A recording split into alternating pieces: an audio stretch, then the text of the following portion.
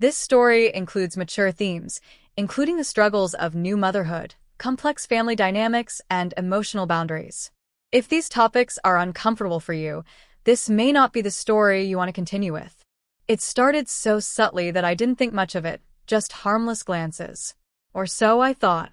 But those glances began to linger, and with time, they became harder to ignore. He would look at me like I wasn't his mother, like I was someone else entirely. And for a long time, I pretended not to notice.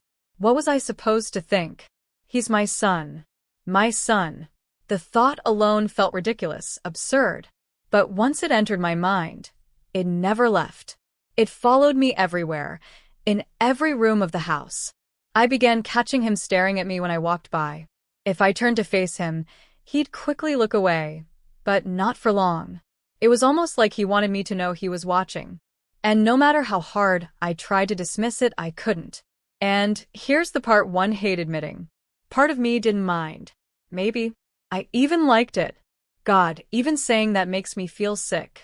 But it's the truth. After years of feeling invisible, overlooked and forgotten, having someone look at me that way, it woke something up inside me.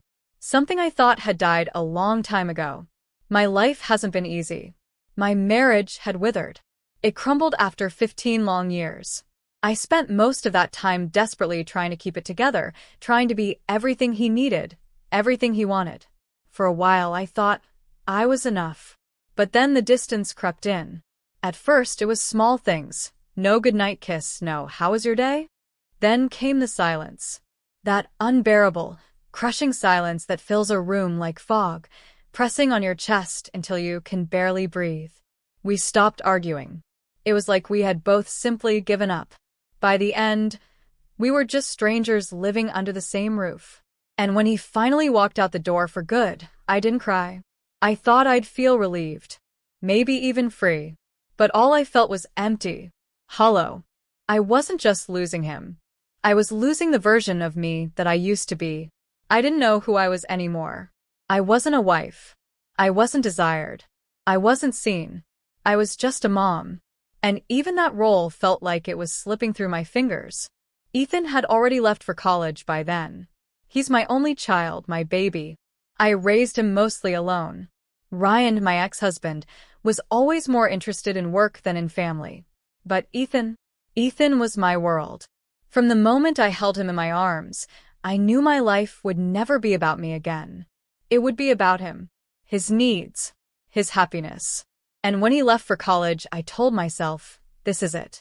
I did my job. He was starting his own life. But a few months ago, he came home. He didn't explain much, just that college wasn't working out, and he needed time to figure things out. I didn't press him. I figured he'd talk when he was ready. That's the thing about Ethan, he's always been quiet, introspective. He bottles things up until he can't anymore. I thought I knew him. I thought I understood him. But something had changed. He wasn't the same boy I sent off to college. There was something darker in him. He seemed restless, frustrated, like he was carrying a weight he couldn't put down. He barely left the house. He spent hours in his room or on the couch, staring at his phone, jaw clenched like he was angry at the world. I tried to talk to him, but he kept me at arm's length. And then the glances started.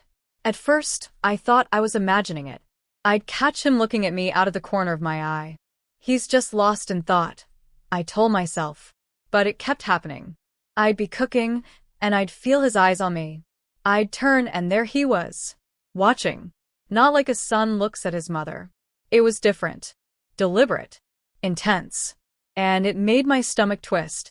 I should have stopped it then. I should have said something. Drawn a boundary. But I didn't. And I don't know why.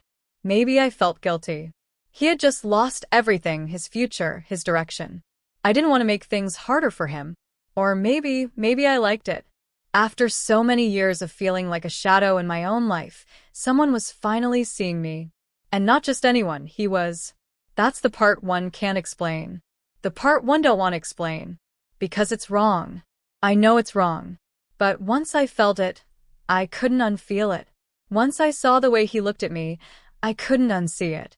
We were both pretending not to notice. But the more we pretended, the closer it came to becoming real.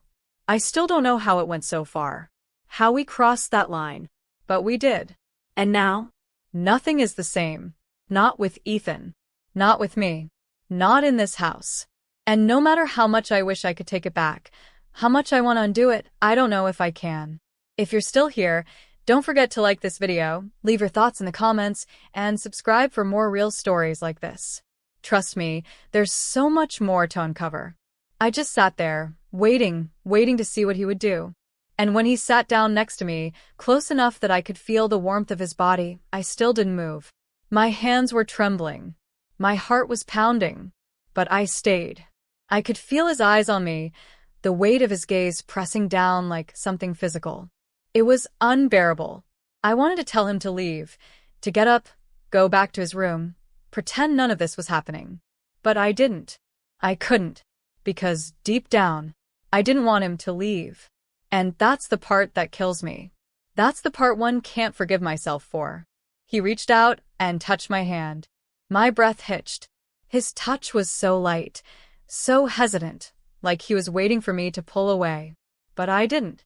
I let him hold my hand, and I hated myself for how it made me feel, for the way it made me want more, for how it made me feel alive again. "Mom," he said again, and his voice cracked on the word. I turned to look at him, and the look in his eyes, God, I'll never forget it. He looked so nervous, so desperate, like he was reaching for something he didn't even know how to find. And instead of stopping him, instead of pulling away, I let him get closer. When it happened, it didn't feel real. It was slow, hesitant, as if we were both waiting for the other to stop, to pull back, to say, "This is wrong." But neither of us did. He was so gentle, so careful, like he was afraid he might break me. And me? I didn't feel like myself. I felt like I was outside my body, watching something I couldn't control. And even though I knew it was wrong, even though I knew we were crossing a line we could never uncross, I didn't stop it. Because I didn't want to stop it. And in the middle of it all, the memories started creeping in, uninvited. I saw him as a little boy, running through the house with that big, toothy grin, asking me to play, begging me to help build his Lego sets. I could still hear his laugh, that sweet, innocent laugh that once filled this home with so much warmth. He was my son. He is my son. And now I couldn't even look at him without feeling like I had destroyed everything, like I had ruined him. I kept asking myself, how did this happen? But I already knew the answer. It didn't happen all at once. It was slow, a gradual unraveling. And I let it happen. I let those glances linger. I let the tension build. I didn't stop it when I should have. And now it's too late. By lunchtime, the silence in the house had become unbearable. I could hear him moving around upstairs, but he didn't come down. He didn't try to talk to me. And I didn't try to talk to him. We were both avoiding each other, circling around the same guilt, the same shame, too afraid to face it, too afraid to face us. I tried to distract myself. I cleaned. I read. I even put on those mindless daytime TV shows, the ones I usually play for background noise. But nothing worked. Everything reminded me of him. Every sound, every smell, every detail of this house screamed his name. And I couldn't escape it. I couldn't escape him. Or myself. It wasn't until evening that I finally heard his footsteps on the stairs. My heart stopped. I wasn't ready to see him. I wasn't ready to face what we had done. But I knew I couldn't avoid him forever. He walked into the kitchen, hands shoved into his pockets, shoulders hunched like he was trying to make himself small. And when he finally spoke, his voice was so quiet I almost didn't hear it. "Mom." That one word felt like a knife twisting in my chest. I turned and looked at him, and the expression on his face nearly broke me. He looked so lost, so ashamed, so young, like the same little boy who used to crawl into my lap when he was scared and ask me to hold him. And all I could think about was how far we'd fallen, how far I had let us fall. "Can we talk?" he asked. His voice was soft, careful, like he was afraid of saying the wrong thing. And I wanted to say yes.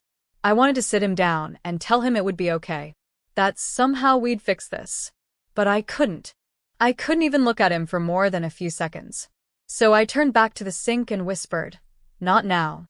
I hated the way my voice sounded, cold, detached, like I didn't care. But I did care. I cared too much.